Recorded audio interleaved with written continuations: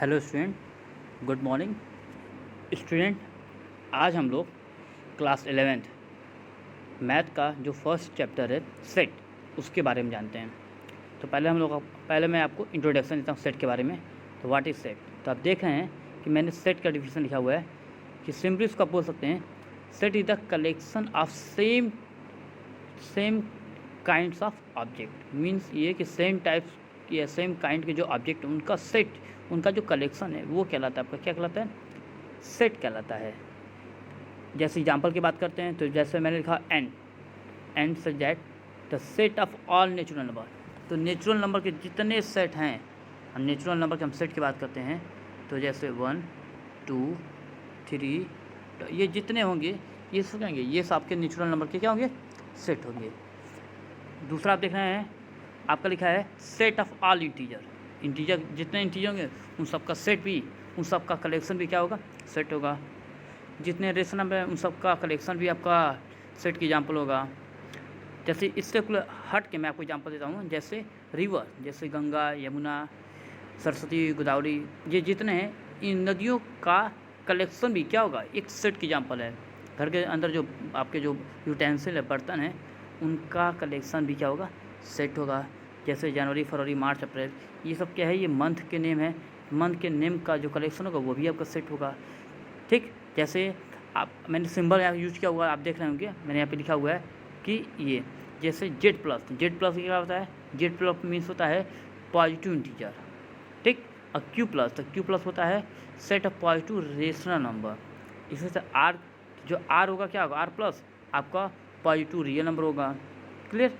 तो ये अगर सेम काइंड के अगर ऑब्जेक्ट हैं तो उन सब का कलेक्शन आप करते हैं तो वो कहलाता है आपका सेट। ये बात होगी अब सेट की। चलिए हम लोग नेक्स्ट पॉइंट देखते हैं। अब इसमें बात करते हैं कि कैसे हम सेट को रिप्रेजेंट करते हैं। क्लियर? तो जैसे मैंने 4 पॉइंट मैंने दिया हुआ है। जैसे पहला, for set we simply put in element separated by comma and put some curly bracket around the whole things. Clear? Means कह रहा है कि जो सेट हो जिसमें आपके सभी एलिमेंट हो गए हम पुट करेंगे और कॉमा लगाएंगे, और कॉमा लगाने के बाद पूरे को जो आपका जो फैमिली होगी उसको हम क्या करेंगे? एक कर्ली ब्रैकेट में पुट करेंगे। जैसे मैं एग्जांपल देता हूँ कि जैसे मैंने लिख दिया एक आपका ए, जो कि आपका ए आपके सेट मान लेते हैं, ये होगा इक्वल टू, और हमने एक कर्ली ब्रैकेट लगा दिया। अब जैसे आपको कोई एलिमेंट लिखना है, जैसे 1 2, ये आपका कामा लगाएंगे यहाँ पे, 3, ऐसे कामा लगाएंगे और लास्ट में आप क्या करेंगे? कर्ली ब्रैकेट उसको क्लोज कर देंगे। तो मीन्स सेट को रिप्रेजेंट करने का ये आपका ऑप्शन है। अब सेकंड आप देख रहे हैं, सेकंड लिखा हुआ है set are curly denoted by capital letter. तो सेट को हमेशा कैसे डिनोट करें? कैपिटल लेटर, जैसे लिखा होगा कैपिटल ए, तो A equal to A B X Y Z, आप क्या करेंगे? डिनोट करेंगे। आप एलिमेंट जो होंगे, जो कि आप उस कर्ली ब्रैकेट में जो एलिमेंट रखेंगे उसको क्या करेंगे? स्मॉल ब्रैकेट क्या करेंगे? रिप्रेजेंट करेंगे। अब बात करते हैं 4 पॉइंट, व्हेन वी से element E is in the set ए, तो वी यूज द सिंबल। आप जो देख रहे हैं, आप ये जो सिंबल आपका लगा है इसका मीन्स होता है एलिमेंट। जैसे हम कह सकते हैं कि 2 is the element of natural number. जो 2 है वो नेचुरल नंबर क्या है? एलिमेंट है। तो आप ऐसे शो करेंगे। और एलिमेंट नहीं है, जैसे हमने लिख दिया कि एलिमेंट नहीं है, ठीक है, तो क्या करेंगे? 2 इज नॉट एलिमेंट ऑफ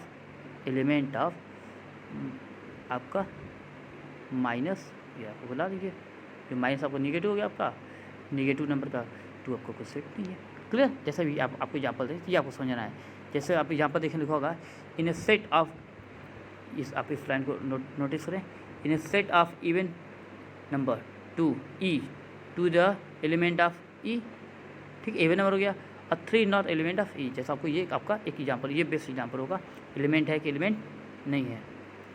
अब बात करते हैं कि कैसे सेट को रिप्रेजेंट किया जाता है। ये तो आपको क्लियर हो गया। अब सेट को लिखने के मेथड, तो 2 मेथड होते हैं, एक होता है सेट बिल्डर फॉर्म, दूसरा होता है रोस्टर फॉर्म। आइए नेक्स्ट वीडियो में देखते हैं।